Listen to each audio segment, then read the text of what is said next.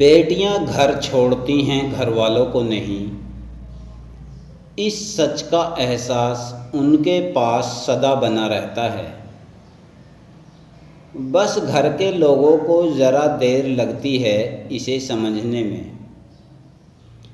खिड़की के पास खड़ी सीमा सोच रही थी, भैया दूज आने वाली है, पर इस बार न तो माँ ने फ़ोन करके भैया के आने की बात कही और न ही मुझे आने को बोला।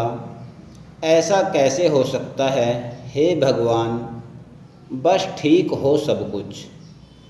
अपनी सास से बोली, माँ जी मुझे डर लग रहा है, पता नहीं क्या हो गया, मुझे कैसे भूल गए इस बार। सास ने इजाज़त देते हुए कहा, कोई बात नहीं बेटा, तुम एक बार खुद जाकर देख आओ। सास की आज्ञा मिलने भर की देर थी कि सीमा अपने पति के साथ मायके आ पहुंची, परंतु इस बार घर के अंदर कदम रखते ही उसे सब कुछ बदला बदला सा महसूस हुआ। पहले जहां उसे देखते ही माँ पिताजी के चेहरे खुशी से खिल उठते थे, इस बार उन पर परेशानी की झलक साफ दिखाई दे रही थी। पहले भाभी उसे देखते ही दौड़ी चली आती और प्यार से गले लगा लेती थीं, पर इस बार दूर से ही एक हल्की सी मुस्कान दे डाली। भैया ने भी ज़्यादा खुश नहीं दिखे। सीमा ने जैसे तैसे एक रात बिताई, परंतु अगले दिन जैसे ही उसके पति उसे मायके छोड़ वापस गए, उसने अपनी माँ से बात की। तब उन्होंने बताया, इस बार भैया का काम बिल्कुल बंद हो गया है, ऊपर से और समस्याएं, बस इसी वजह से तेरे भैया को तेरे घर भी न भेज सकी। सीमा बोली, कोई बात नहीं माँ, ये मुश्किल दिन भी जल्दी निकल जाएंगे, आप चिंता मत करो। शाम को भैया भाभी आपस में बात कर रहे थे, जो सीमा ने सुन ली। भैया बोल रहे थे, पहले ही घर चलाना इतना मुश्किल हो रहा था, ऊपर से बेटे की कॉलेज की फ़ीस, परसों भैया दूज है, सीमा को भी कुछ देना पड़ेगा। भाभी बोली, कोई बात नहीं, आप चिंता न करें, ये मेरी चूड़ियाँ बहुत पुरानी हो गई हैं, इन्हें बेचकर जो पैसे आएंगे उससे सीमा दीदी को त्योहार भी दे देंगे और कॉलेज की फ़ीस भी भर देंगे। सीमा को यह सब सुनकर बहुत बुरा लगा। भैया भाभी ये क्या बातें कर रहे हैं, क्या मैं यहाँ उनको तंग करके कुछ लेने के लिए ही आती हूँ।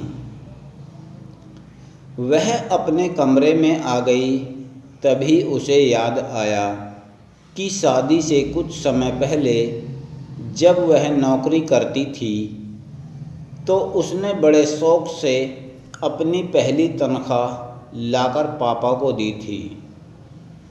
तब पापा ने कहा था, ये पैसे अपने पास ही रख ले बेटा, मुश्किल वक्त में काम आएंगे। इसके बाद वह हर महीने अपनी सारी तनख्वाह बैंक में जमा करवाती रही। शादी के बाद जब भी मायके आई तो माँ ने उसे पैसे निकलवाने को कहा, पर सीमा हर बार कह देती कि अभी मुझे ज़रूरत नहीं। पर आज उन पैसों की उसके परिवार को ज़रूरत है। वह अगले दिन ही सुबह भतीजे को लेकर बैंक गई और सारे पैसे निकलवा कर पहले भतीजे की कॉलेज की फ़ीस जमा की और फिर घर का ज़रूरी सामान खरीद कर घर वापस आ गई। अगले दिन जब भैया का टीका किया तो भैया ने भरी आँखों से उसके हाथ 100 का नोट रखा। सीमा मना करने लगी तो भैया बोले, ये तो शगुन है पगली, मना मत करना। सीमा बोली, भैया बेटियां मायके शगुन के नाम पर कुछ लेने नहीं बल्कि अपने माँ बाप की अच्छी सेहत की कामना करने, भैया भाभी को माँ बाप की सेवा करते देख ढेरों दुआएं देने और बड़े होते भतीजे भतीजियों की नज़र उतारने आती हैं। जितनी बार मायके की दहलीज पार करती हैं, ईश्वर से उस दहलीज की सलामती की दुआएं मांगती हैं। जब मुझे देख माँ पापा के चेहरे पर रौनक आ जाती है, भाभी दौड़कर गले लगाती है, आप लाड़ लड़ाते हो, मुझे मेरा शगुन मिल जाता है। अगले दिन सीमा ने मायके से विदा लेकर ससुराल जाने के लिए जैसे ही दहलीज के पार कदम रखा कि भैया का फ़ोन बज उठा। उन्हें अपने व्यापार के लिए बहुत बड़ा ऑर्डर मिला था। वे सोचने लगे, सचमुच बहन बेटियां मायके कुछ लेने नहीं बल्कि अपनी बेशकीमती दुआएं देने आती हैं। जब वे घर की दहलीज पार कर अंदर आती हैं तो बरकत भी अपने आप भीतर चली आती है। हर बहन बेटी के दिल की तमन्ना होती है कि उसका मायका हमेशा खुशहाल रहे और तरक्की करे। मायके की खुशहाली देख उसके अंदर एक अलग ही ताकत भर जाती है, जिससे उसके अपने जीवन में पेश आने वाली मुश्किलों का वो डटकर सामना कर पाती है। भैया की आंखों से खुशी के आंसू बहने लगे।